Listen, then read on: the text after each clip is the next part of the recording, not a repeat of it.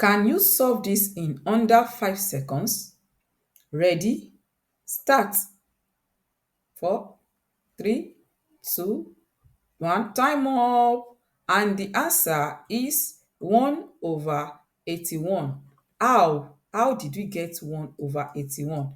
Just to avoid confusion, we can write this by saying 3 divided by 9, put it in a bracket, that's what we have at the numerator, then divided by 3 times 9 in another bracket. This look more simplified in case you don't like seeing fraction.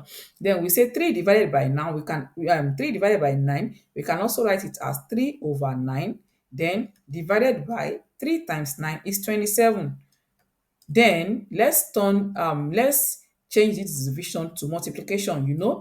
27 is the same thing as 27 over 1. So that we have 3 over 9 to be equal to, times 1 over 27. Here now, 3 will go here 1. Let 3 go here 9 times. So that we will be left with 1 at the numerator. Then we have 1 over 9 times 9 is 81. So that is how we got 1 over 81.